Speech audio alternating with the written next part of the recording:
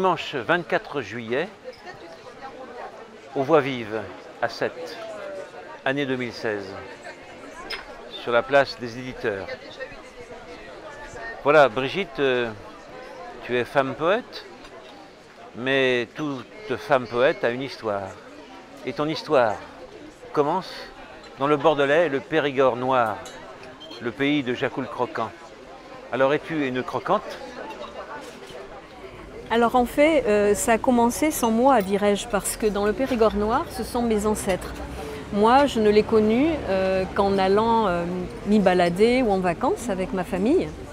J'ai encore des cousins d'ailleurs là-bas, mais je n'y ai pas vécu vraiment. Voilà. Et donc, ils ont été chassés de cette région par les problèmes de phylloxéra en 1800 quelque chose. Ils étaient dans la culture de la vigne. Et donc, ils se sont retrouvés de ce fait dans le Bordelais. Et le Bordelais, j'y ai passé toute mon enfance. Une enfance radieuse au plus près de l'océan et de la nature. Et je pense que ça se retrouve grandement dans les poèmes que j'ai écrits par la suite. Voilà. Et je suis donc arrivée dans la région ici. Enfin, je veux dire, je suis désormais dans les Alpes-Maritimes depuis 1998.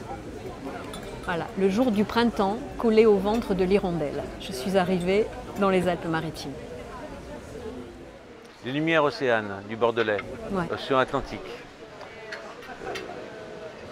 Est-ce que la nature, ainsi que ta découverte de la poésie, je suppose, à travers les poètes, ont trouvé une belle alliance assez vite finalement? Absolument. D'ailleurs, c'est intimement lié à l'élément naturel, ma poésie, et à l'enfance, parce que j'avais un papa qui était féru de poésie, d'accord ?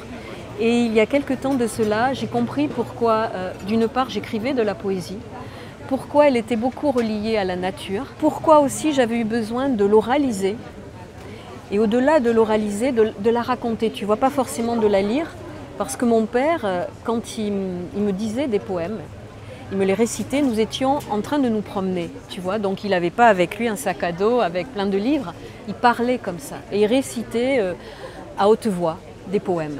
Et j'ai été tellement pétrie de ça, et pour moi, c'est vraiment allié à l'amour paternel, tu vois, la poésie, ancrée dans un terroir, vraiment, c'est très fort, dans une terre, et qui plus est, une terre bordée d'un magnifique océan. Donc tout ça, je crois, après, se mêle dans mes mots.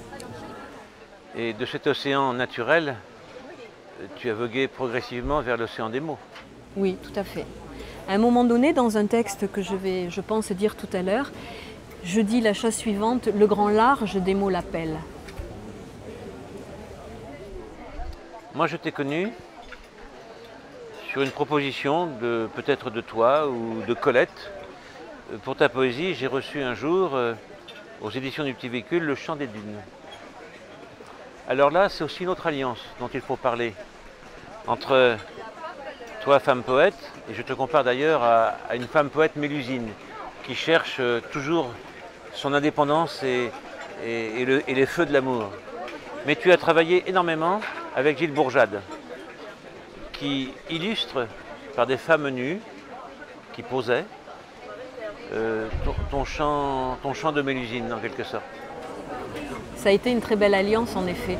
Comme tu le sais, quand on travaille avec un artiste, sauf en calligraphie, mais je veux dire, il y a deux possibilités. Soit c'est l'auteur qui livre des textes, et puis le plasticien, le graveur, le peintre, le photographe qui s'en empare, qui se les fait siens, et puis qui ensuite voilà, peint, grave à partir de cela.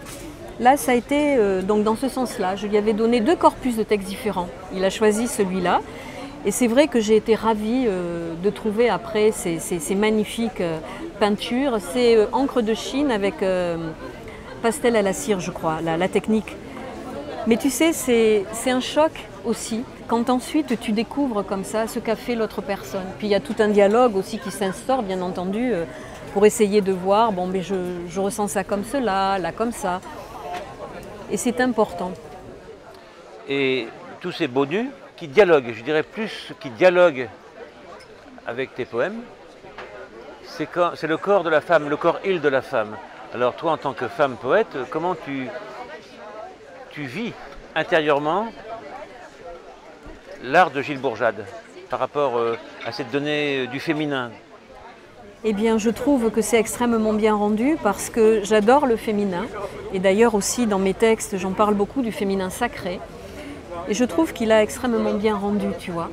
C'est-à-dire, j'aime bien quand c'est dans la suggestion, mais en même temps sans que ce soit quelque chose de rigide. Les poses sont magnifiques et les couleurs aussi. Je trouve que c'est extrêmement varié. On pourrait dire, bon, ben, un corps de femme, ma foi, il y a deux seins là, un nombril là, des cuisses et des bras, mais c'est extrêmement riche, la façon dont il s'en est emparé, dont c'est dessiné, et puis après, comment il traite les couleurs. Dans un de tes poèmes courts, son chant court, libre, venu de si loin. C'est quoi pour toi la géographie des rapports entre l'homme et la femme?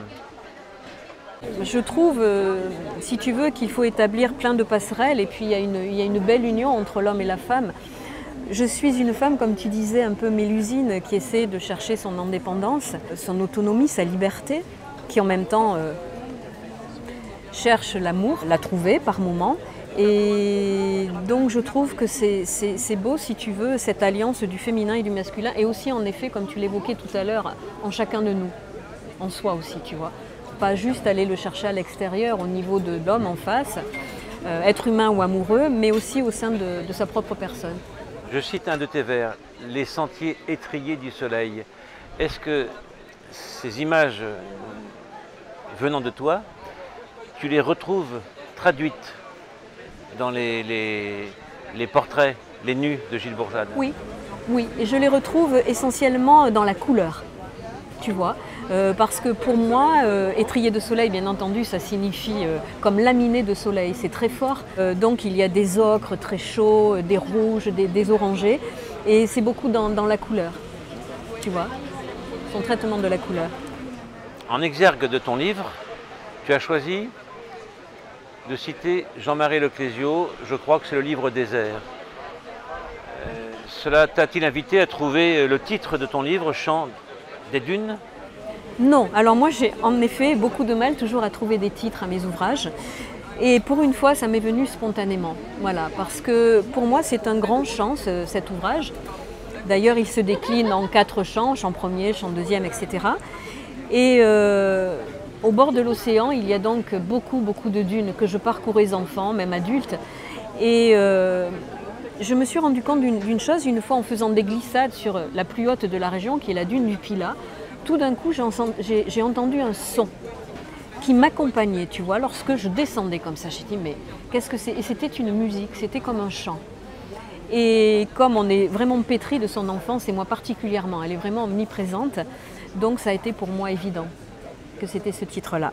Je vais simplement lire la fin de ton extrait de Jean-Marie Leclésio, Désert. La lumière du soleil éclatait partout, le sable ocre, jaune, gris, blanc, le sable léger glissait, montrait le vent. Leclésio est un poète de la prose extraordinaire. Ce que je viens de lire de Leclésio,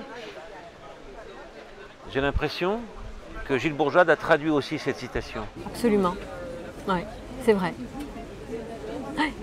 Je l'ai retrouvé aussi quand je te dis j'ai découvert ces dessins, ces peintures. Je me suis dit mais c'est incroyable, ça coule si tu veux, complètement, ouais. Ton écriture tire-t-elle des fruits de ta pratique de la scène? Oui, oui, parce que notamment je me suis dernièrement rendu compte que depuis longtemps, même avant de les dire sur scène, mes poèmes, quand je les écris, il y a obligatoirement une petite musique intérieure qui se crée de façon tout à fait naturelle parce qu'ils sont destinés à être lus. Pour moi, c'est tellement évident que depuis toujours, je crois, lorsque j'écris, tu vois, c'est fait pour être lu. Donc il y a un rythme qui est inné, qui est naturel, qui est là, qui s'impose. Si tu avais un mot, un groupe de mots ou une phrase pour qualifier ta propre création poétique, quel serait-il? Jubilation. Jubilation profonde. Merci Brigitte et à la prochaine. Merci à toi. Merci beaucoup Luc.